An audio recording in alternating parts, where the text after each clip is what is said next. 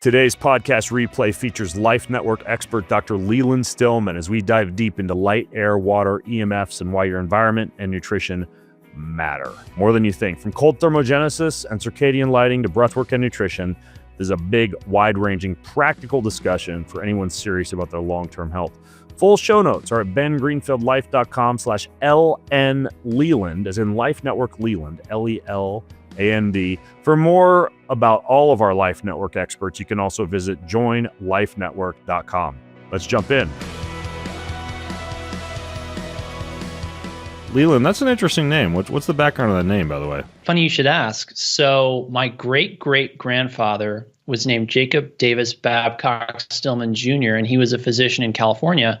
He was the physician to Governor Leland Stanford, senior governor of California in the 1800s, drove the Golden Spike in at Promontory Point in Utah, which united the East and West Coast by railroad. Anyway, he had a son who unfortunately died in his teenage years of a spontaneous bacterial infection while he was traveling the world. My great-great-grandfather, JDBS as we call him, named his son Leland in honor of Governor Stanford. And so that's how the name got passed down through the family. Okay, interesting. Wow, that's quite the genealogy. Yeah. And where do you actually practice right now? 99% virtually. My practice is in Richmond, Virginia, but last September, RFK Jr. posted a video of me talking about lockdowns and COVID-19, and that went viral, and then that gave me a lot of people coming in looking for help virtually. And since then, I've been very busy taking care of people all over the country. And I also collaborate with a physician, Dr. Roxana Namavar in New York City. She has a practice called Pretty Healthy. And right now we're collaborating to come up with some pretty exciting stuff. Okay. And then my clinical mentor, Dr. Anthony Beck, you've interviewed in the past. So Anthony Beck, that's super interesting. And you said somebody actually announced that you had some kind of like video go viral on COVID? Right. So I was at a protest in Richmond, Virginia against mandatory vaccination.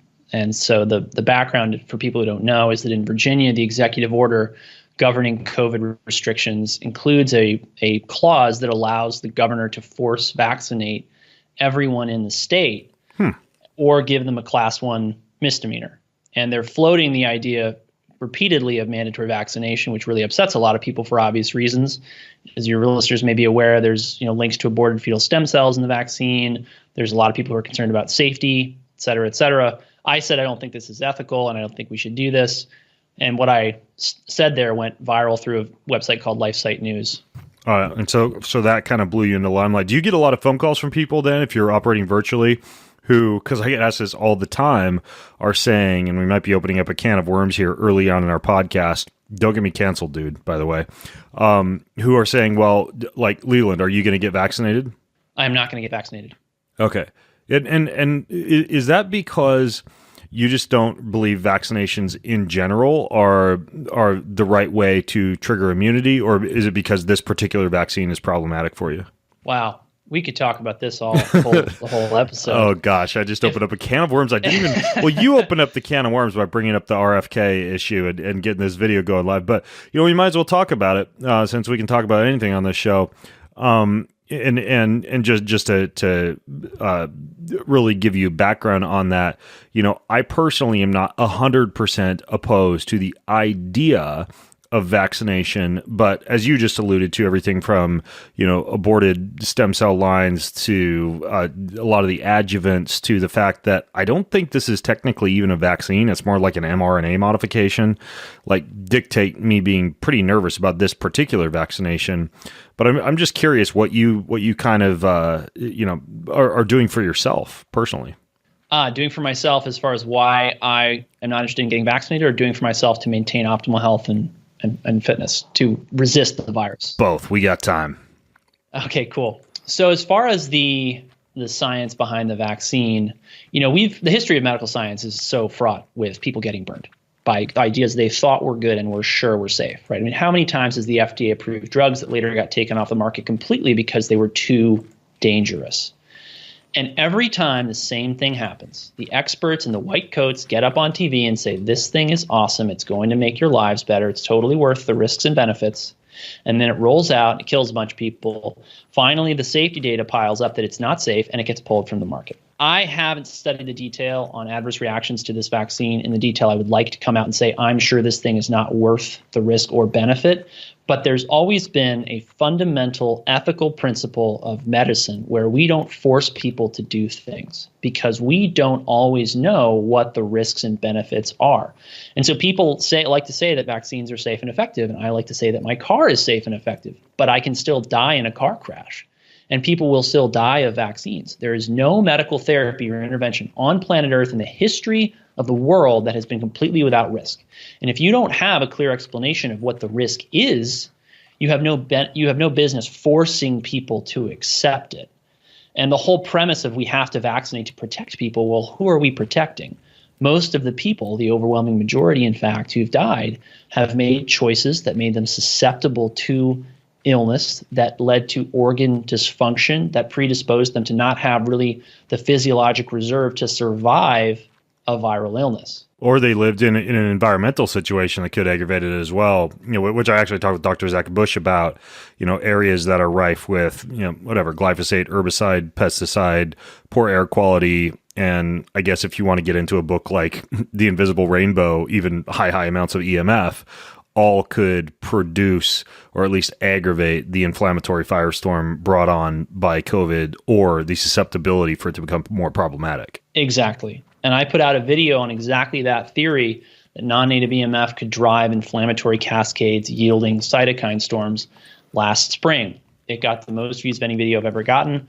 It went very far on social media. It got taken down. Yeah, I was going to say, how can you even still be on YouTube with videos like that? So what I did just last week, there's a paper that's in preprint, hasn't been accepted, hasn't been completed the peer review process by a PhD biophysicist named Beverly Rubik and an MD who's a radiologist named Robert Brown. And it's called, I'm paraphrasing here, but COVID-19 and exposure to wireless radiation.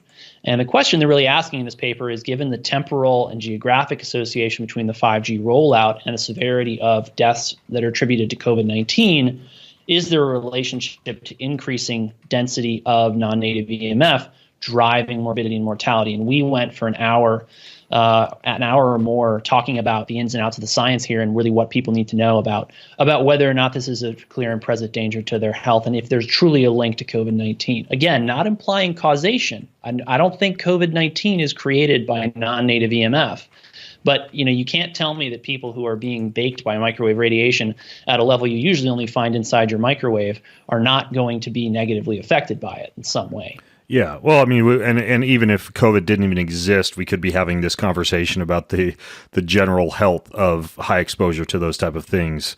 Anyways, I know you're in your office right now recording with me, but do you use a lot of like EMF mitigation tactics in your own office, or is that something you encourage your patients to do? The whole house is hardwired, aluminum siding, concrete foundation, very low EMF levels here.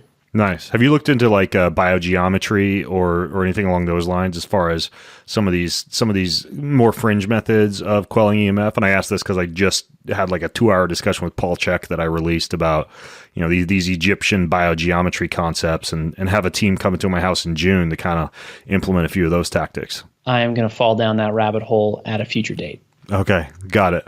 What about Faraday? You sleeping in a Faraday cage right now? Faraday canopy? Right now, the levels in my bedroom are not bad enough for me to bother with it, but it's a canopy that's underneath my bed, and I'm ready to set it up whenever I feel like it. Okay, got it. Yeah, like we literally just got done tearing the fan down from our ceiling, and we have our canopy coming in a couple of weeks. It took me a long time to convince my wife, and she had to like design the whole canopy herself, and didn't want to ruin the feng shui of the bedroom, but we're actually we're gonna be sleeping in an extremely protected environment now. And even though we don't have a ton of cell phone towers and radio waves bombarding our house 24/7, I had a guy named Brian Hoyer from Shielded Healing come through and do an analysis. And there was enough going on during the night of sleep to where I'm like, you know what, those 8 hours for every 24-hour cycle that I want my nervous system to repair, get recovery, be disconnected from anything whatsoever, kind of makes sense to just sleep in a cage. So amen to that. Yeah. So anyways, back to COVID. We could, as you alluded to, talk about a lot of the controversial aspects of it until we're blue in the face, which I think many, many others are already doing. It almost becomes a bit of an echo chamber, it seems, to a certain extent. But what I like to focus on are solutions. And so obviously, if you're not going to get vaccinated, or that's not something you're encouraging your patients to do, with your background in immunology and the immune system, and correct me if I'm wrong, you actually have a particular interest in that, right? I do. Yeah. What are some of the key things that you're doing when it comes to either people who get COVID or COVID prevention, or even, like addressing something like long haul COVID, which seems to be an issue these days? Right. So number one, and let's start with just some basics of virology that I think are forgotten and that I think are really informative for how we look at how to prevent and mitigate the effects of these diseases. So when they had the 1918 flu going around in 1918, they tried to get people with the virus to infect people who didn't have the virus. And what they were shocked to find is that they couldn't infect everybody. And everybody's experienced this. Like, one person gets flu in the family, somebody else comes down a couple days later, but a bunch of family members don't get the flu. So what's that about? And when you talk to people who get the flu routinely, who are constantly sick, who have some diagnosis like chronic fatigue syndrome or fibromyalgia or whatever, they'll tell you that they get sick periodically and have these kind of windows of, well, I feel a little bit better in between these episodes. When it's really bad, they're just chronically sick. They're just always that feel that poorly.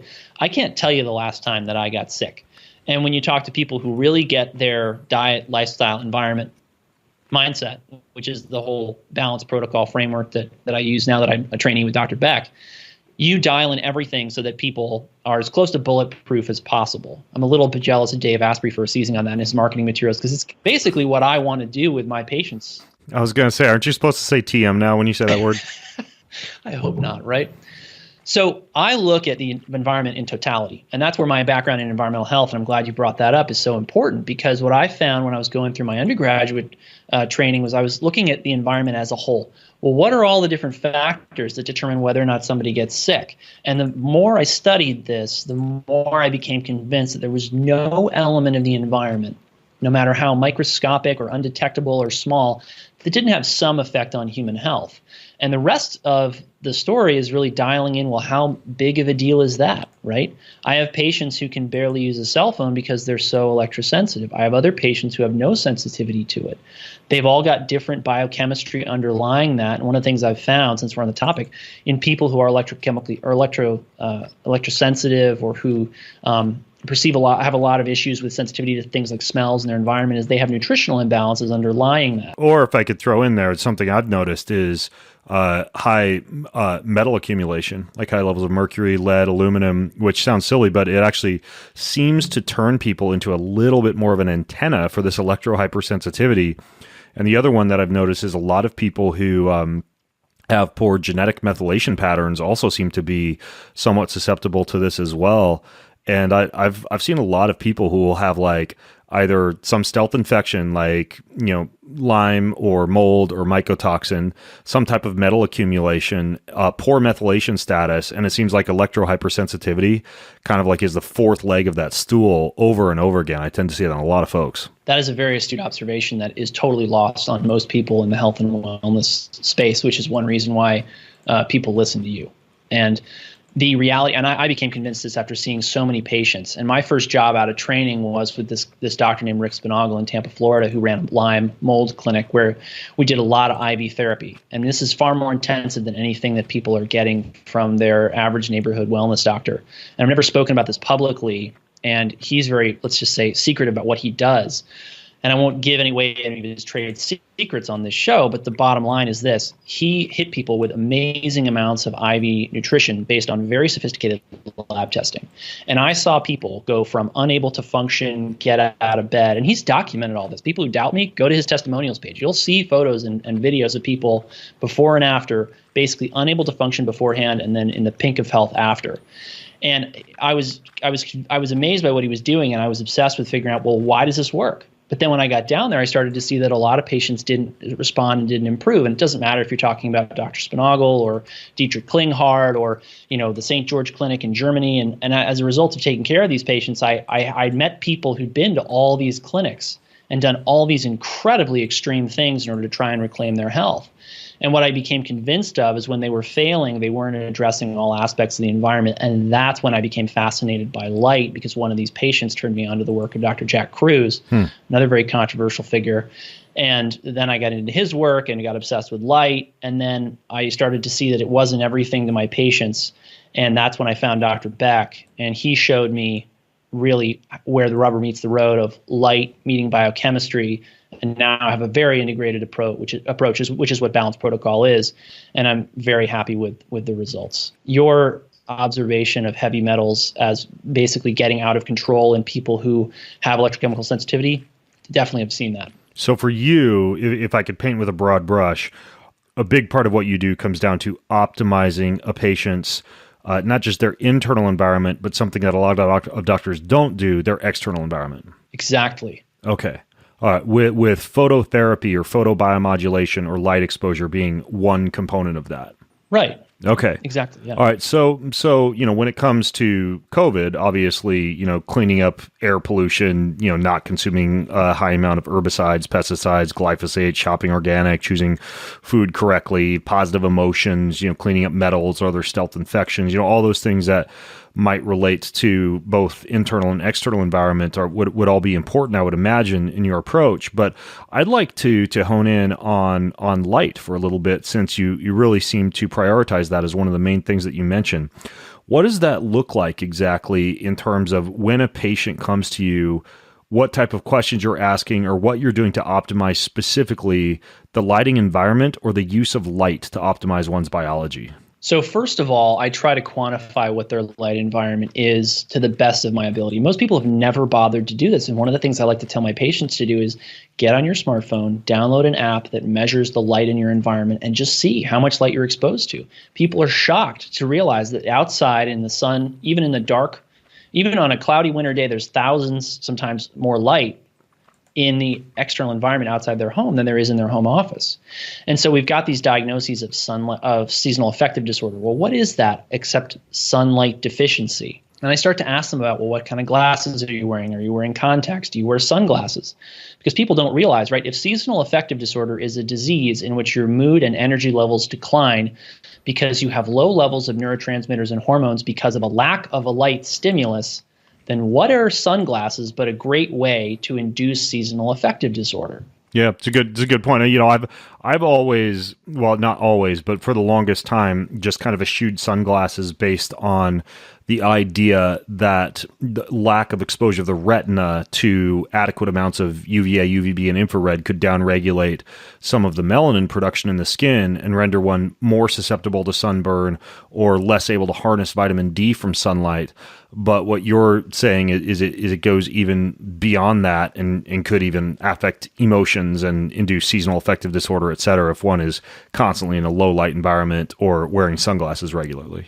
Exactly. And there's a really wonderful paper on this that we should post in the show notes called Melatonin and the Optics of the Human Body that basically blow this whole paradigm up for people so they really understand how melatonin is working in their bodies. Melatonin being, of course, the hormone of light. Because what people don't realize about light and biology is that you need bright light during the day. This is the stimulus for your hormones and neurotransmitters to be produced, including melatonin. And melatonin controls all those other hormones and neurotransmitters because of its interactions as the main timekeeper of your circadian rhythms. Right. And so if you don't get bright light during the day, you're not going to have optimal melatonin levels. You're not going to have high neurotransmitter and hormone levels. And this is associated with premature aging. Then at night, if you've got excess blue and green light in the environment, you delay the melatonin release from your tissues. What it's supposed to do in nature is come out into your bloodstream and run around the body, turning on rest, regeneration, and repair programs. And when you're constantly bombarded with artificial light, as we are in our artificially lit world, and you already have deficient melatonin because you don't have the right frequencies in your life, i.e. infrared, red, and to a certain extent visible light, you're setting yourself up for a total body lifelong deficiency of melatonin, which explained to me finally when I put all those pieces of that puzzle together. And that right there in less than a minute is like 3 or 4 years of reading in the photobiomodulation and circadian biology literature. When I put that together, it finally made sense why I had these patients who could take bottle after bottle of glutathione and B vitamins and whatever and do ozone and sauna and blah, blah, blah, and still not get better. Yeah, and it's interesting too. I think a lot of people don't realize that despite the fact that a lot of these light boxes that you'll put on your desk for seasonal affective disorder, or like the one for the ears, the human charger, or there's a pair of glasses I have called the retimers that also work well for this. Mm-hmm. Those are useful for, I think, some of the seasonal affective disorder and also some of the circadian rhythm alignment advantages you can get from blasting yourself with light during the day if you're in a low light environment, but many of them do not emit any near infrared photons. And the near infrared photons are what stimulates antioxidant production. Like that's what causes the production of subcellular melatonin, which is going to act as one of your body's primary antioxidants, supplying you with like this antioxidant reservoir that will enhance your ability to be able to, quench free radicals and things along those lines. And so even if you're using these light boxes or, surrounding yourself with these type of, biohacks, so to speak, in your internal environment, say like in your home or in your office, if you're not also introducing either sunlight or some form of near infrared into that scenario, you're actually missing out on a lot of the antioxidant benefits of light. You are exactly correct. And your understanding of light is far more sophisticated than pretty much any clinician that I speak to on a regular basis. When I explain to people how melatonin works in the human body, you only get this when you start to read the papers on how melatonin is produced, why it's produced, where it's produced, when it's produced, all this stuff, right? I now look at melatonin, in the body and its role the same way I look at water in your house, right? You could live with very little water consumption, but you would be miserable. You would smell bad. Let's not even go there, right? But when you use water in your home, you don't turn on the kitchen sink to take a shower in your bathroom. Just like you don't turn on the sink in your bathroom at the same time of day, maybe that you use right? You use water in discrete, finite quantities in different parts of your home in different quantities at different times of day, and melatonin is the exact same way.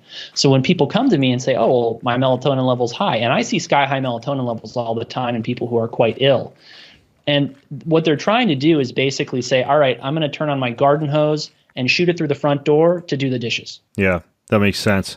Now, in terms of melatonin, do you also encourage supplementation of melatonin, like in the evening? Especially, it's a recommendation I made in the past to aging individuals who produce a little less melatonin as they age anyways. People who are like, I'm getting older, my sleep seems to be declining, their sleep habits haven't changed.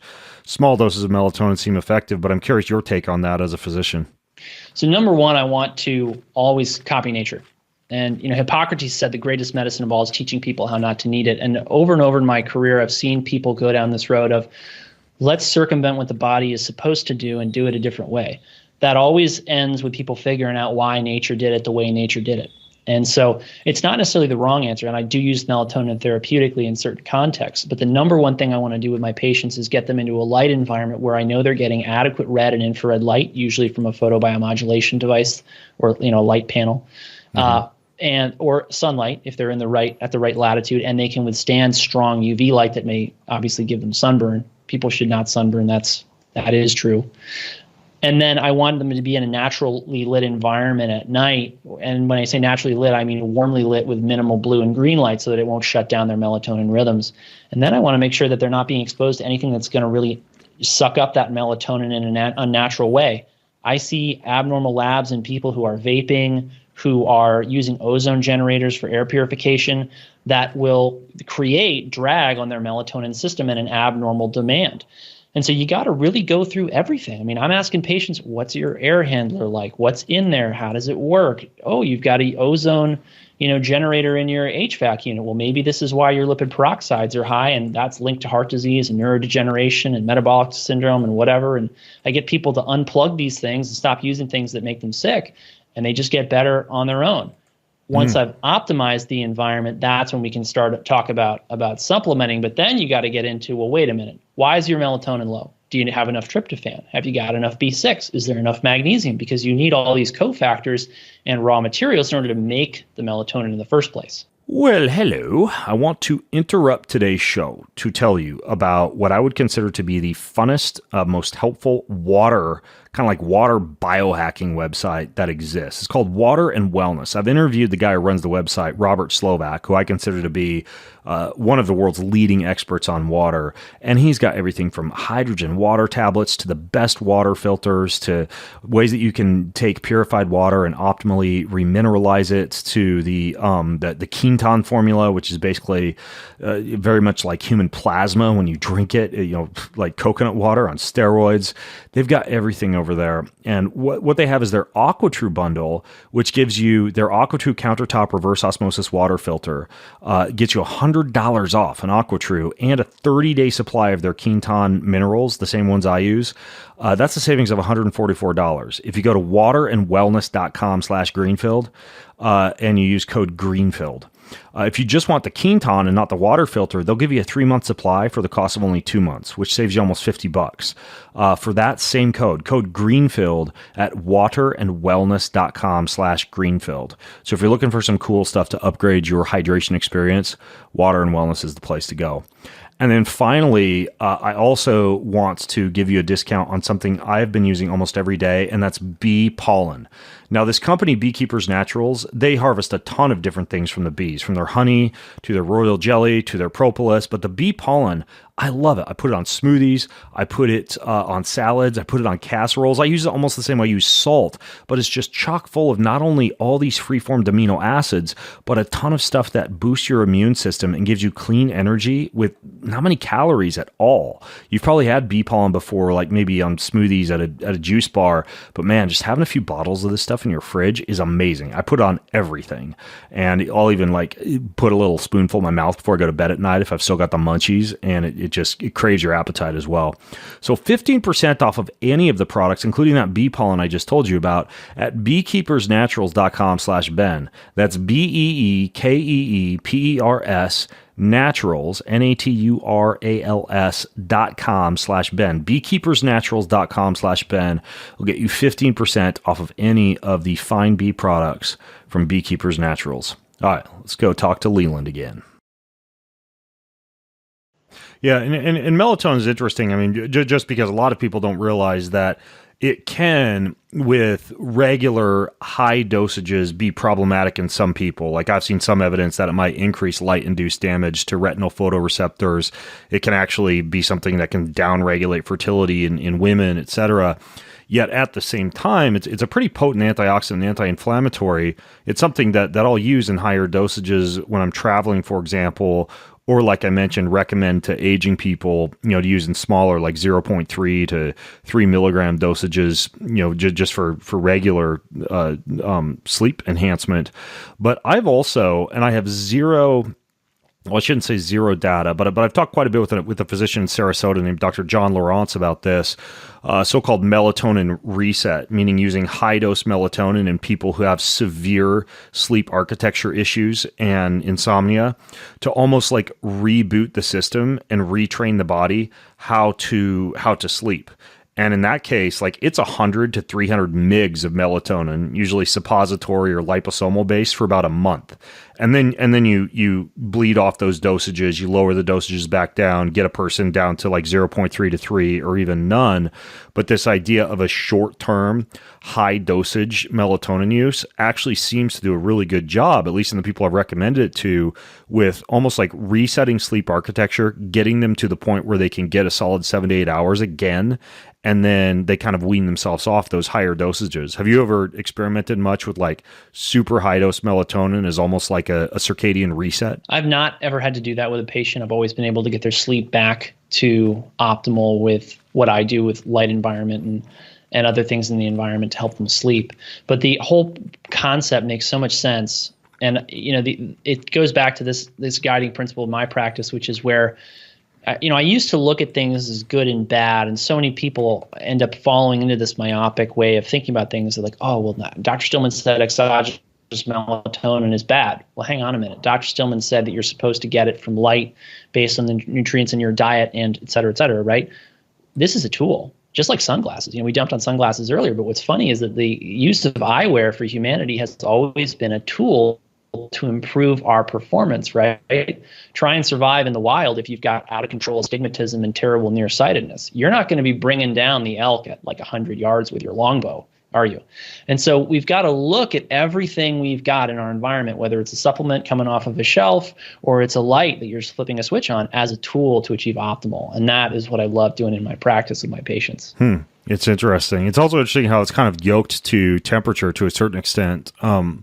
One of my friends, Dr. Andrew Huberman at Stanford, he actually has this concept of the temperature minimum that occurs about 2 hours before you tend to wake up. You know, like let's say you're a 7 a.m. riser, your temperature minimum usually, and you could measure this even with like a wearable, like an Oura ring or something, and kind of see what your body temp is doing during your night of sleep. But if you can identify where that temperature minimum occurs, you can actually expose yourself to low levels of temperature, like cold, for example, and it shifts that temperature minimum forward. If say you're someone who wants to begin staying up later and getting up slightly later because it annoys you that you keep waking up at 4 a.m., you can actually get exposed to cold. I'm sorry, I'm reversing that. You get exposed to light during some point at that temperature minimum, and it somehow shifts the circadian clock forward because it's telling your temperature minimum to occur at a later point in the morning. And so he's got some interesting theories on using temperature minimum combined with light to actually reset the circadian rhythm. That is fascinating. Yeah, and it's all tools in the toolbox, and what do you really want therapeutically for the patient? But it all goes back to, don't try to reinvent nature, because if it can become a tool, but it can also become a liability. Yeah. And what's the light meter, by the way, that you mentioned that you'll recommend to people to analyze light in their personal environment? Is that like an app? Yeah. I'm using, I can't remember what it's called, but if you just put in light meter on the App Store or the Play Store, if you're using Android like me, it'll come up. I'm using an app called Lux on my Android. Okay. And these are the same type of apps that like a photographer would use to analyze light prior to photography, yes. Right? Okay. And of course, I have the sophisticated light meter that actually gives me the actual readout and spectral analysis, which is a lot more money that usually only photographers have.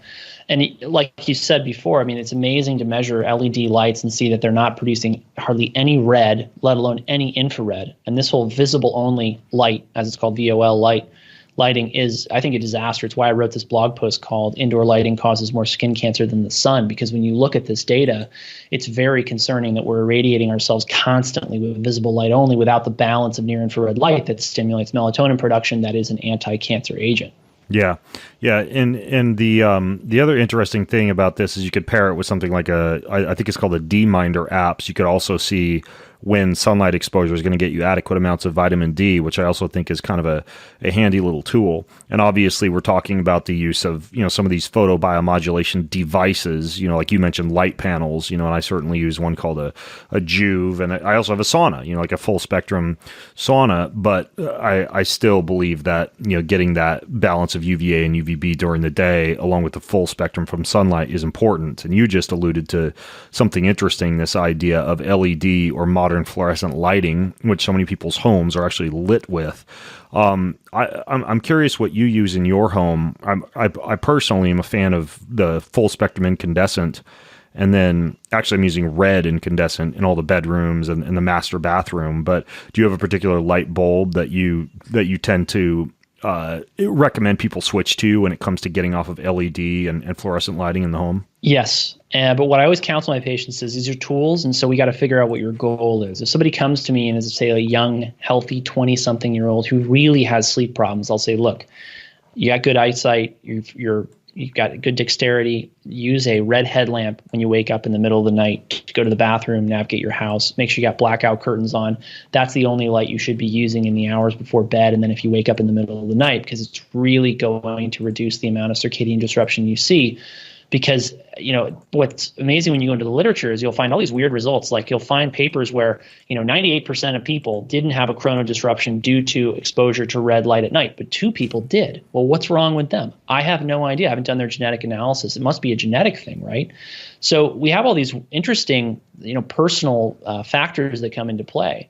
And when I got into this with patients, there became so many other factors that were important, right? Example, my mother is 76 years old. She's not that steady on her feet. She has osteoporosis. I don't want her to break a hip in the middle of the night because her son told her to navigate to the bathroom with a red headlamp.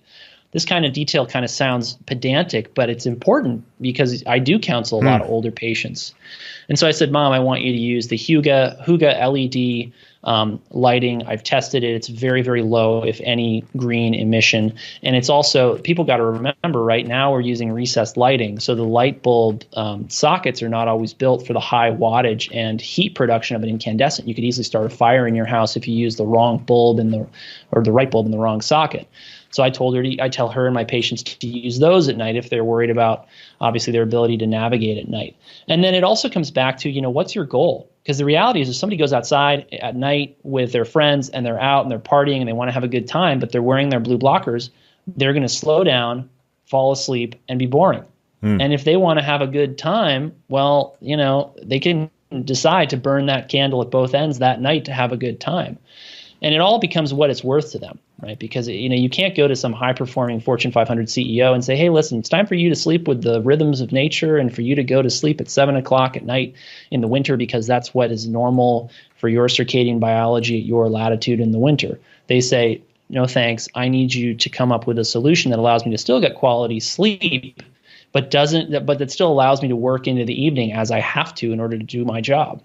Right. Yeah, I've seen those Hugo lamps before on Amazon. Those are like the dimmable LED lamps that don't produce a lot of the blue light. Right. And then the other lights that I use are incandescents that are 2100 to 2300 Kelvin. Very, very warm, very amber. Yeah, that's very, very similar to what we have in most of the cans in our house. My only concern about even the dimmable LED is that the trade-off is anything dimmable or any of those type of devices, they tend to produce a larger amount of EMF. And so having them plugged into like a dirty EMF filter, or at least, making sure that they're unplugged or off, during sleep, et cetera, is something you should be aware of, because any light dimmer is going to kick off a little bit more EMF. At least that's what we found when we went through and tested my house. And there were a few dimmer style switches in the house. And those were the areas, the highest EMF was where those dimmers were located. That's right. And that's why you've got to test your EMF environment, because if you're just paying attention to your visible light, you can create some really significant hazards with electrical, magnetic, and RF radiation in your home and not even realize it. Awesome.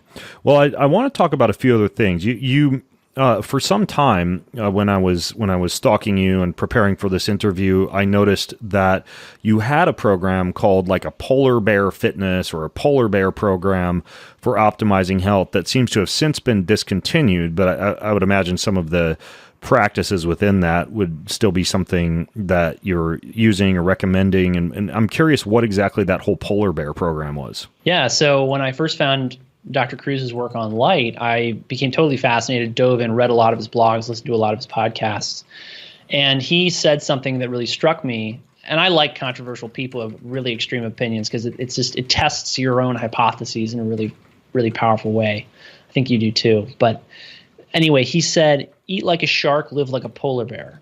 And what he's alluding to is there's this really strong literature in longevity science that for example, the longest living mammal on planet Earth is the bowhead whale that lives in the Arctic waters. And the longest living vertebrate is the Greenland shark. These are animals that live at a very low temperature, imbibing a very small amount of oxygen periodically, right? This is why I get into like breath holding and breath work with patients to optimize oxygen physiology and really oxygen delivery around their body. Free diving is actually one of my passions. I love free diving. Oh, no I use kidding. it therapeutically as well. Yeah, it's a really powerful therapeutic tool. Yeah. And so that's part of it. And then I got into the cold exposure literature, which shows that there's a longevity benefit and potentially all kinds of other benefits like anti-cancer benefits from cold exposure. And so I put together a course called Polar Bear Fitness because in my experience at the time, what people were missing from the health and wellness dialogue was really a robust understanding of circadian physiology, which we've really gone over in a fair amount of detail today.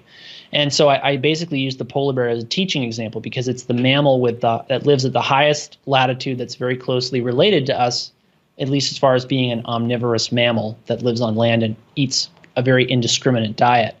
And so I used it as an example of what happens to human physiology in extreme light environments.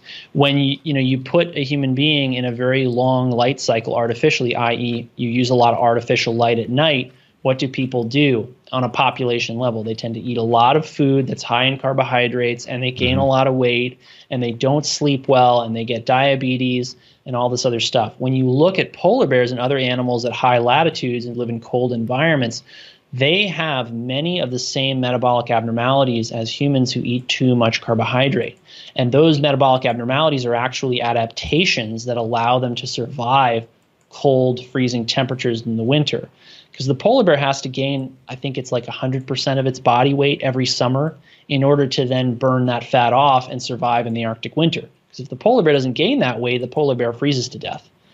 So I basically just taught all the principles of circadian biology that I was learning, as well as teaching people cold exposure and cold therapy. I discontinued the program when I found out about Balanced Protocol, and I saw my own labs interpreted through the lens of Balanced Protocol, shall we say. And I saw that every pathway, and I've never talked about this publicly, but I'm letting people know exactly what I went through, because I always practice what I preach. I had burned out every metabolic pathway that you need to have in order to withstand cold exposure. I had really severe issues burning fat. I didn't have adequate tyrosine levels. I didn't have adequate cofactors to turn that tyrosine into thyroid hormone, dopamine, norepinephrine, epinephrine. I stopped doing cold exposure, and I started using the Balanced Protocol, a supplement protocol, really. And I repleted all those levels of nutrients and saw really amazing improvements in my overall level of my overall feelings of my emotions, my energy levels, my sleep. And it blew me away, because I realized, wow, light and cold do not explain. It cannot be used to treat everything. You've got to make sure that the patient has the right biochemical substrates in order to use the electromagnetic energies in their environments in a positive way. And since then, I've found so many examples of people who just didn't realize what they were doing that was creating problems, like people having high mercury levels because they're eating too much tuna, people who have really severe magnesium deficiencies because no one's ever checked their magnesium, people who have undiagnosed copper, zinc, B6, B12 deficiencies, just because people aren't doing the right testing or aren't using the right supplements. And that's where, now my approach is so comprehensive that really things like cold exposure and more advanced phototherapy like UV light, which I still use a lot actually, are actually pretty far down the pipe for any of my patients. Now, I'm very curious about this protocol that you just referred to with the tyrosine, et cetera. What did you say that protocol was called? So when I treat patients nutritionally, I use Balanced Protocol. And so Dr. Beck, my clinical mentor who I've alluded to, he has a protocol based on his interpretation of nutritional labs to replete people of different nutrients. And it's a full spectrum. There's really no nutrient that we don't address using this protocol. Okay, got it. And did you say that protocol has an actual title if people wanted to look it up, or if I could link Balanced to it somehow? Protocol. It's just called the Balanced Protocol, and that one's by Anthony Beck? Yep, Dr. Anthony Beck. Okay, cool. And so that's basically just like a lab testing combined with replenishment of certain nutrients? Right, but also, very importantly, a comprehensive approach to the environment. And, I've spent my whole career trying to find what I would describe as the holy grail of health and wellness. What absolutely is the protocol that gets people better.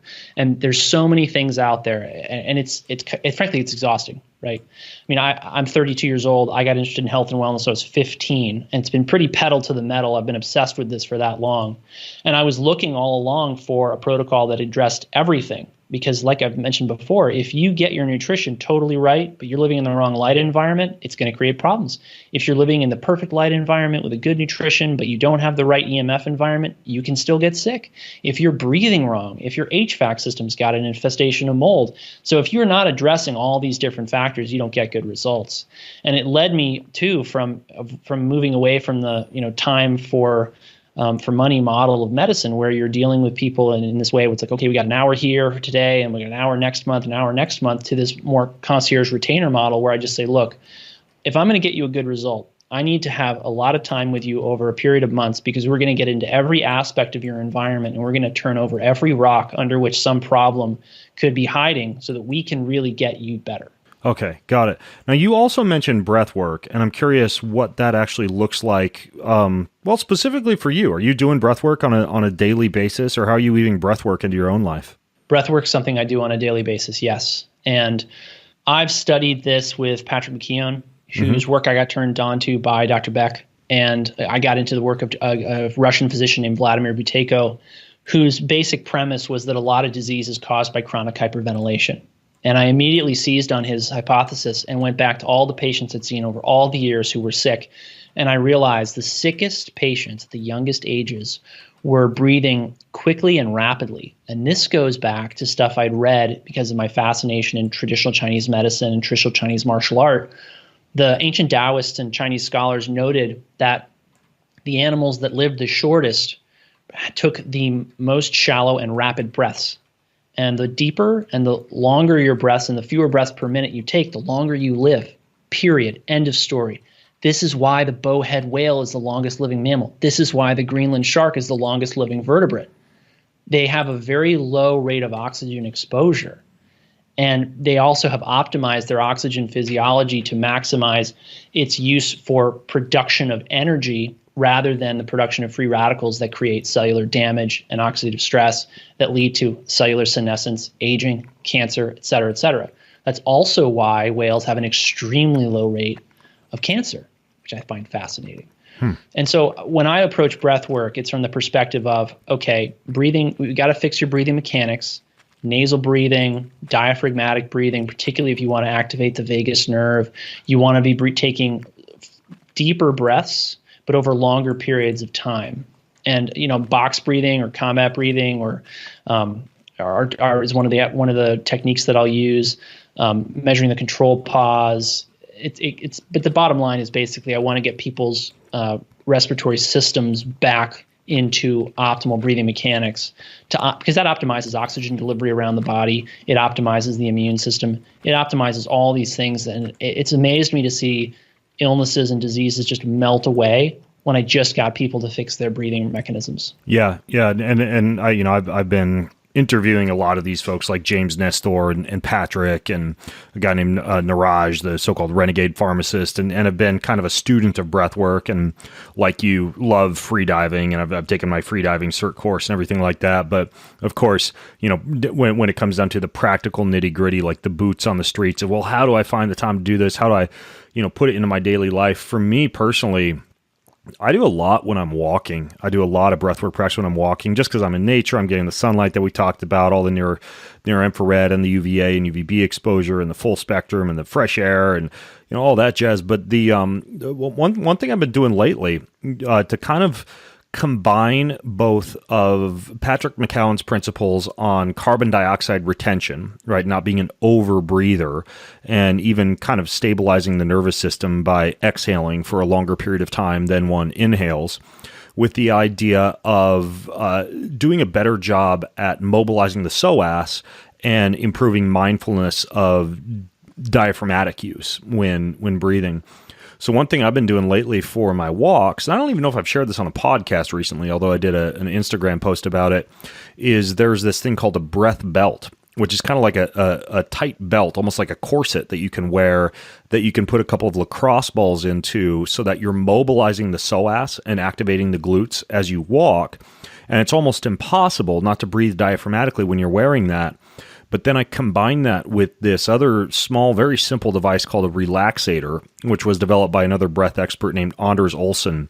And it's a small device, almost like a whistle, that you put in your mouth that resists your exhale and also has no inhale function, meaning you must breathe through your nose and then take a longer exhale. So I can go for a walk, wearing the breath belt, and then I'll have the relaxator in my mouth.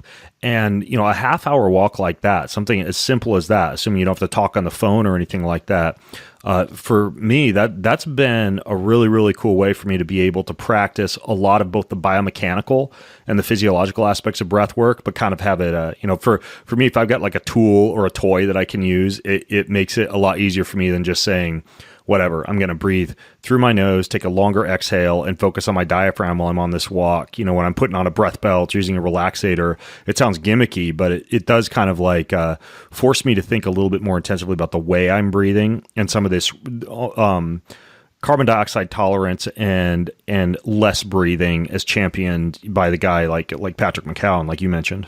That is a really interesting way to combine a lot of those things. I assume you're walking around in nature. Do you get a lot of weird looks? I assume are you in the woods? Yeah, well, I live out in the sticks, so I'm just walking on old farm roads, and barely anybody cares. So it's been okay for me. And occasionally, when I do go to a big city like whatever LA, and I'm walking through Santa Monica like that, I mean, I don't know. People, we always think everybody's watching us. Like, this is the classic. I'm at the gym, I'm embarrassed about my body, etc. Nobody's really looking at you. They're all focused on their own thing. So it's not something I worry about too much. Anyways, though, that's really fantastic and refreshing to hear from a physician who's optimizing external environment with some of these things like cold and light and breathing, but then also combining it with what it sounds like some of more of the quantified laboratory testing based on some of this work that you've learned from Anthony Beck. I may have to eventually get Anthony back on the show to talk about this balance protocol and take a deeper dive into that. But it's possibly related to another question I wanted to ask you about what kind of nutrition or dietary approach that you utilize with yourself or with your patients. What's your approach when it comes to when it comes to eating? So number one is we got to figure out if there's anything that somebody absolutely cannot eat, and this gets into the whole elimination diet thing, which a lot of people don't know the history behind, which I find deeply informative about how we should use elimination diets. So elimination diets, arose in the 1920s, 30s, 40s, not actually as a therapeutic tool, but actually as a way of studying diseases like anemia. And so I'm fascinated by carnivore. And I want to make something really clear before I go on. I am so happy for people who eliminate something from their diet and get an amazing health improvement. But I've had patients who eliminated meat who got better, and I've had patients who eliminated plants who got better. And so I'm an agnostic when it comes to saying this food is bad for people. That's the number one premise for me is there's no food that's going to absolutely, kill you right now on the spot. And some of them may be poison over long periods of time, but we got to ask questions like, why? Okay. Number one reason is for there to be an immunological reaction to that food. And that's one of the first things I got to figure out with people. Are they actually having a genuine immune reaction to a food? What testing I do in order to determine that depends upon their exact presentation, because food allergy testing is so fraught with false positives and false negatives. And sometimes people are reacting to foods and they're blaming, say, the gluten. But what about the dough conditioner or the artificial flavoring or the artificial preservative? I mean, the number of things we put into our food these days is absolutely dizzying. And one of the paradoxes of immunology that I don't think conventional immunologists really appreciate adequately is that the immune system seems to be able to have weird reactions to all kinds of things in ways that we can't explain, right? And you'll have people who have sky-high levels of immunoglobulin to a food who don't react to it. And some people have no immunoglobulin reaction to a food and obviously react to it. So I do test for people's food allergies in order to figure out what they actually have to absolutely avoid and also why. And then I want to figure out, okay, what's their nutritional profile looking like? Because they may have too many saturated fatty acids. They may have too many omega-3s. They may have not enough B6. They may not have enough arginine. And then I'm tailoring their diet and trying to come up with foods that are going to supply them most with the nutrients that they don't have. One of my favorites, because I see a lot of this, is chia and flax seeds. So chia and flax seeds are rich in arginine. They're also rich in omega-3 fatty acids. Many people don't have enough omega-3 fatty acids. I also have a lot of patients come to me who have gut issues. When you soak chia and flax seeds, they get this nice mucilage that comes out of them that can be very healing and soothing to the gut. So what do I tell them to do? Soak the chia and flax seeds, put them in a blender, blend them up. That way you absorb the omega-3s, you get the arginine, and you get the healing properties of the mucilage coming through your gut lining. So that's just one example of how I do this, but it's tailored to everything. Because let's say somebody has got a B12 deficiency, but they've also got an excess of zinc. Well, I don't want them to eat oysters, because if they eat oysters, they're going to get the B12, which is great, but they're also going to get all this zinc and they're already overloaded. And let's say that they've got a vitamin A deficiency, but they've also got a high copper level. Well, if I give them beef liver to fix their vitamin A deficiency, I'm going to make their copper excess worse with the beef liver. I just got labs back on a patient who has low vitamin A and a super high copper level. And I was like, what are you eating? She's like, a lot of liverwurst. I'm like, stop it, knock off the liverwurst. So you get all these constellations when you do comprehensive testing that inform you of, I think, and at this point, an undeniable clinical reality, which is nobody's the same. They all need to have their diet tailored to them. And I now run the test that I use, the NutrEval Plasma, every 3 months. I'm getting ready to do another one. And like I said, I've been amazed by the results of really dialing in my diet based on my lab testing. It's much more satisfying and efficacious than anything I've done heretofore in my clinical career. I recently finished a book by Nick Gonzalez called Nutrition and the Autonomic Nervous System. And I think I saw an article or heard you mention that at some point, and it's based on this idea that it's too simplistic to say that everybody's like, a sympathetic nervous system person or a parasympathetically driven person. But the gist of it was essentially that, people who are more sympathetically driven tend to become even more sympathetically driven when they eat very sympathetically stimulating foods, such as particularly, let's say, like a carnivorous or paleo meat-based approach. And therefore, plants and fruits and vegetables seem to kind of balance those people out, whereas people who are more parasympathetically driven might need more stimulus from something like meat, for example. And I'm curious, having heard you mention that, if that's an approach that you use at all, this kind of like nervous system testing and customization of diet based on someone's parasympathetic versus sympathetic status. So I heard about Nick and his work. And for people who don't know, Nick Gonzalez was a medical doctor in New York City who used enzymes and dietary modifications in order to treat very advanced late-stage cancer. And a lot of people have accused him of, pseudoscience and quackery and whatever. I heard about him through the Weston A. Price Foundation. I actually wrote him a letter, went and shadowed at his clinic, shook the hands of his patients who he'd saved, many of whom just said, look, this guy saved my life. I would have had to have my prostate cut out or my pancreas removed and wouldn't have had any quality of life if it weren't for this man. So I really believe in what Nick did. I've read his books. I've talked to his patients. And for a long list of reasons, I didn't end up working with him, but I thought about it very strongly. And I absolutely still use this. Nick's approach was predicated on very sophisticated interpretation of hair mineral analysis to get to the bottom of what somebody's metabolism was and what their autonomic nervous system balance was. And without getting into too much of the weeds on what the autonomic nervous system is, he basically wanted to give people the foods that were going to balance their neurotransmitters so that they functioned optimally. One of the reasons I decided not to work for him is that as I got out of my training, I became aware of all this research on light and EMF and so on and so forth. And I looked back on my experience shadowing him, and I looked back at his office. It was in a New York building with very little visible light that was kind of dark in terms of the tones in the room. And he didn't know anything about light, didn't teach his patients anything about light therapy. And he ended up dying very young. And some people, imply foul play. I don't want to get into conspiracy theories about that. But I looked at the guy in front of me and I thought, there's something this guy's missing as far as his health, because he was overweight and he was balding and he didn't seem like he was very happy.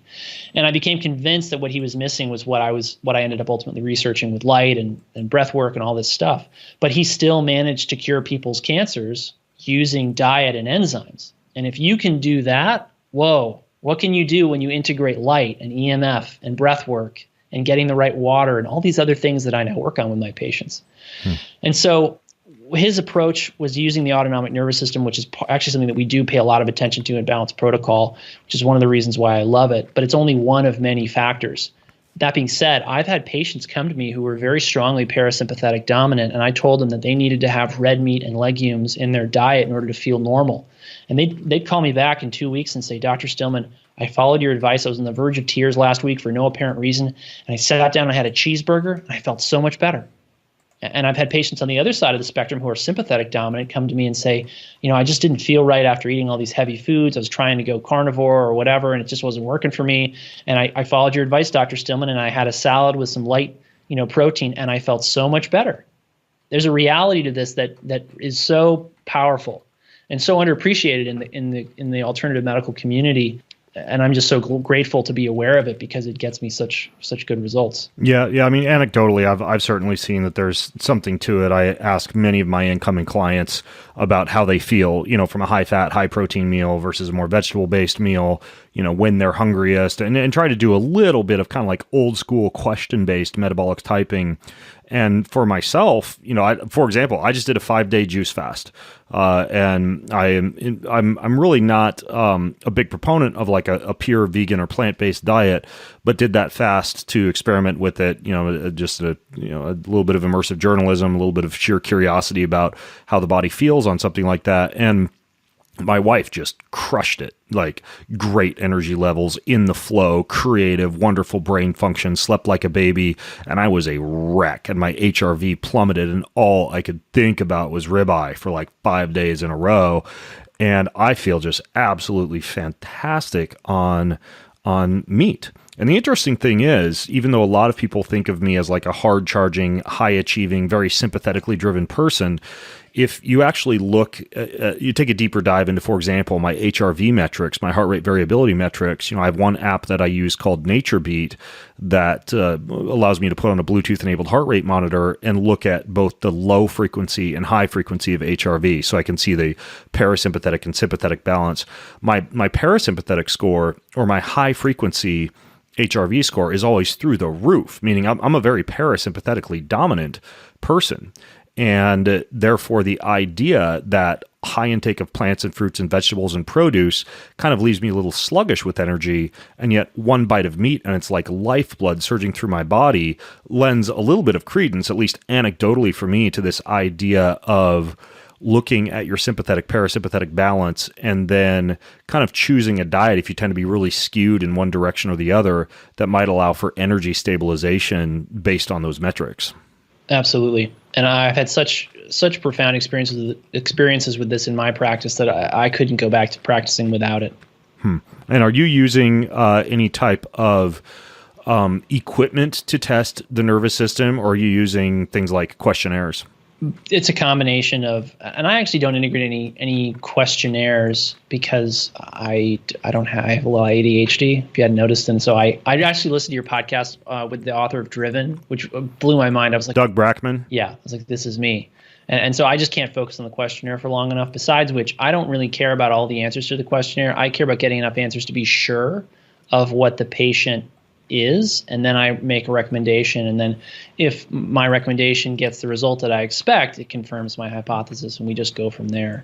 But the lab testing that I do, the NutrIval plasma, has markers for dopamine, norepinephrine, and epinephrine, so you can infer from those levels what somebody's autonomic nervous system is doing. It gets a little tricky when people get pretty far out on the axes, but that's something to really take care of in an individual clinical context. Got it. Now, I just had a couple kind of fringe questions I wanted to ask you, and one is going to backpedal a little bit and be related to light. We talked about environmental sources of light, but what about internal sources of light? I've talked with guys like Matt Maruca, who is also an understudy of Jax, and a friend of mine who has a blue light blocking company called Raw. And for me, personally, if I'm getting up and turning on the lights and using the bathroom at night or getting up early in the morning, I've always got his red lenses on, and that's my hack, related to your talk about switching on one of these Hugo lamps at night. I just flip on whatever lights are around and put on his red light glasses, for example. But totally unrelated to the glasses, one thing that he talked about was the capability of the human body itself to produce light. And that's an interesting fact, if it is true that we can measure the amount of light produced by the body, or specifically by the mitochondria. And it's interesting that the body is producing some form of photonic energy. But do you think there's any application there from a health standpoint, or anything interesting that you found when it comes to the actual photonic production of light by the body itself? Oh, without a doubt. It's actually interesting that you're bringing this up right now, because I was just looking in the literature for papers on measuring light emission from mitochondria, but it's very hard to measure light emission from the human body at a cellular level, because cells deeper than your skin are going to be emitting light that passes through other cells.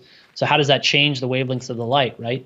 And our bodies are really built to try and retain a lot of this light. And then, of course, they have very complicated mechanisms to get rid of heat if you're overheating, a la sweating, breathing through your mouth, all these things you can do in order to get rid of excess heat.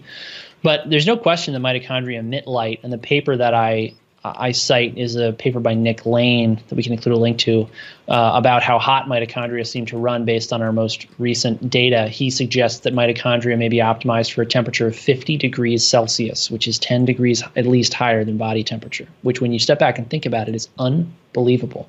We're talking about a organelle within the cell operating at 10 degrees higher than the rest of the cell. That's amazing. And it tells you something about the heat production in the mitochondria. And this is something about physics that people don't appreciate, is that light is a form of energy. And so infrared light that we sense from the sun or from a light bulb, that's heat. We perceive that as heat. They're not totally equivalent, and that gets into some nitty-gritty physics that I won't pretend to know all the details of. But basically, mitochondria emit an enormous amount of infrared light that's created as they combust substrates in the citric acid cycle and as they transfer protons and electrons along the electron transport chain. And that gets into some very complicated physiology with uncoupling proteins and deuterium and electron chain transport and hacks with CoQ10 and methylene blue and all this stuff that the biohackers get into and that they're fascinated by. Fundamentally, what they're doing, aside from the biochemical realities, is they're also changing the light that's coming out of the mitochondria. And it's very well established in the biophotonics literature that cells emit UVC light in order to drive cell division. We've known that for 100 years. It just isn't taught to doctors and biochemists, and so they have no idea. And my citation for that is Roland Van Wook's book, Light Shaping Life, and that's why you'll see in a lot of my social media, my tagline's often, light shapes life, period. How is it shaping yours? Because it's a question I'll ask my patients because it's such a powerful one. Yeah. Well, it's interesting for two reasons. I think this idea of the body being able to produce light, like we know the mitochondrial matrix is really densely packed with proteins, and the conformational states of the proteins are stabilized by the water within the mitochondrial matrix, which, if structured, is a little less free to move, but needs to move when a protein kind of changes its shape. And so the ability of the light produced by the mitochondria to be able to properly kind of like vibrationally excite these water molecules could be enhanced if the water within one's cells are structured, meaning lower amounts of deuterium present from mitigation of herbicide and pesticide consumption, or lower intake of starchy compounds, or even consumption of this newfangled deuterium depleted water, or even the higher consumption of minerals or of structured water. I have a hunch, and again, I've seen no studies on this, that the ability of a lot of these proteins to be properly folded in response to what's going on in the mitochondria could be enhanced by ensuring that your hydration is really more of like a deuterium depleted, mineral enhanced, structured water type of approach when it comes to hydration. And then the other thing is that if like water and heat and light is interacting with the outer membrane of the mitochondria, that would by definition mean that the light produced by the mitochondria would be better able to produce a lot of the heat production across these membranes if the membranes were structured properly, which would come down to a real mitigation of fats that might occur in the cardiolipin component of the mitochondrial membrane, specifically like high intake of omega-6 fatty acids or vegetable-based fatty acids, and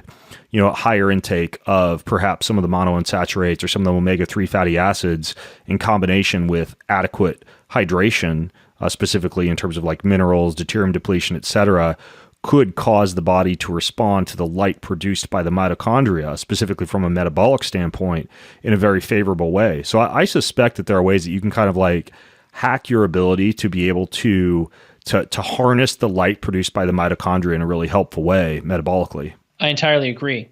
And most of the therapeutics that I wield have something to do with balancing out the mitochondria so that they can generate that light optimally. because when you look at how the TCA cycle and electron chain transport work, if you're missing any component, you're going to kick off metabolites in excess or overconsume metabolites to try and feed pathways that are deficient. You're going to end up with imbalances in organic acids, say, and then from this you can infer what vitamins or minerals the patient is deficient in. And one of the most profound experiences has been getting people who have already got a pristine light environment on the right nutritional protocol for them because, like magnesium, for example, necessary for energy generation in the cell, it actually complexes with ATP and a whole lot of water molecules around it in order to do its work. And so when you don't have magnesium in the cell, energy generation is going to be impaired no matter what your levels of other substrates, amino acids, phosphate, let alone your light environment. So we've got to get the right components into the mitochondria for it to be the most efficient and effective heat engine to drive life. Yeah, it's fascinating. Now, there's obviously so many things when it comes to the environment, and we did a good job touching on several of them. Briefly on air quality, but then also water, obviously, and light, of course. We talked about EMF a bit. We talked about food a bit. We didn't touch too much on sound, although I believe that both sound pollution as well as the introduction of more healing wavelengths of sound is a real crucial part of the environment that's also often neglected. And so this whole idea of like air, water, light, sound, EMF, food, all of these environmental considerations, I'm so impressed that you're working those into the protocol of the patients who you're working with. And I wish more doctors would take that kind of stuff into account. But I'm also curious if there's any other kind of like non-negotiables we haven't yet had a chance to discuss that for you or for your patients, you kind of consider really necessary for being optimally healthy, like the kind of things that you're just like, yeah, if you're not doing this, you're totally not taking advantage of either some low-hanging fruit or something that's really going to move the dial for you from a health or an energy standpoint. It's funny that you mentioned that because I have a whiteboard over there where I'll put down things that I need to think more about, and it says choose gratitude every day. And when so many people come to me who've got a toxic mindset, and it's been poisoned by different people, their family, their friends. So often the people in our lives who we are most attached to are actually poisoning our efforts to get well with their negativity. And if I'm encountering somebody and I'm working with somebody and everything I'm doing to fix their physical reality, to optimize their health, is running up against, resistance, and they're not getting better, then we have to look at, what's going on inside their head, because thoughts truly can create disease. And this is something that really became apparent to me as I dealt with EMF mitigation in patients who are electrosensitive, because they get into this really terrible sort of spiral where they may have real sensitivity, or at least perceived sensitivity to these things, which of course we can never prove in any meaningful way, right? But then they have this constant worry and rumination on it, where they're constantly worrying about it. And every cell tower they see, every time they pick up their cell phone, they're getting this stress response. And so they end up with this really negative mindset about life and about society and about what's going to happen to them. And they can get kind of hopeless. And one of the things that's amazed me in my clinical career is the best results are obtained always by the patient who has the most hope, the most faith, the most positive mindset. And so it's non-negotiable for me, for the patient to have a positive mindset and an expectation that they're going to get better. This is something that I think a lot of doctors shy away from because they think it's the placebo effect. And and that was certainly how it was treated in my training, which is, we're not going to talk to the patient about their mindset. We're not going to talk to them about what goes on in their head. And part of that is because I trained in internal medicine. We're concerned about the body, its vital organs, and not so much the brain. We left that to the psychiatrists. But the psychiatrists very often pay lip service to it and don't do anything more than that. And for me, it just became now I consider myself a mercenary to whatever gets the patient better. If it provides me therapeutic leverage, I will consider it, I will study it, and I will use it. And that includes enlisting the patient's brain in getting them better. I will do everything possible with that, because the placebo effect is free and you can make it yourself. So why wouldn't you use it? Mm-hmm. Yeah, it's kind of funny. I'm writing an article right now on a book that I just read called Anatomy of an Illness by Norman Cousins, who had a pretty debilitating case of ankylosing spondylitis and a very painful collagenous disease. And this was actually back in the 70s. And he wound up curing himself with laughter. Actually, it was laughter. And I think he also had some high-dose vitamin C as part of his program as well, like intravenous vitamin C. But vitamin C aside, it's actually a really fantastic read about, how laughter and humor is so important for healing. He was like watching Candid Camera and a bunch of other comic films and self-inducing like manic bouts of laughter similar to one might get from modern day like laughing yoga or stand-up comedy. And that's kind of an interesting twist on Bruce Lipton's whole biology of belief, just using laughter. But it's super interesting. I may have finished that article before this podcast is actually released, but that's just been a super interesting book when it comes to just one single emotion and the effect that can have on the body. And in this case, just laughing your ass off at something. My thoughts on this were shaped by papers that I read by a Japanese researcher whose last name is Kamada. His first name escapes me. He wrote papers on the effects of different energies and frequencies on the human immune system as measured by skin prick testing and a variety of other metrics. He also looked at oxytocin levels and melatonin levels, and he looked at them given different emotional stimuli. So, for example, he did one paper where he measured the allergic responses of the skin in patients, one group of which was exposed to Beethoven and the other one was exposed to Mozart. Mozart reduced the allergic response. Skeptics are going to say these are too small scale. They haven't adequately controlled for other variables. I get it. These are small scale studies. They haven't been replicated in large, robust ways. But the more you look at these mechanisms, the more you see that there is so much behind them vis-a-vis, laughter, release of oxytocin from the posterior pituitary. This results in a cascade of effects through your hormones that results in a cascade of effects in your immune system. Diseases like ankylosing spondylitis are strongly linked to a combination of immune dysregulation and then these potentially chronic occult infections. If you can influence the immune system to finally clear the infection, maybe you can make the disease go away. So there's all these links that you see in the literature, but academics in particular just want to say, oh, these are interesting associations, more studies are needed. Guys like me say, let's take this information, act empirically, and get the patient better. And if that means telling the patient to have their wife tickle them every day for a week and a half and see what happens, what do you have to lose? The worst thing that can happen is you get better. Tickle therapy. I like it. That could catch on. You want to make sure that your malpractice insurance is really dialed in, though, before you start opening up your office for tickle therapy. I'll just warn you. All right. Sounds good. All right, folks. Well, I'm Ben Greenfield along with Dr. Leland Stillman. Have an amazing week. Hit subscribe, leave a ranking, leave a review if you got a little extra time. It means way more than you might think. Thank you so much.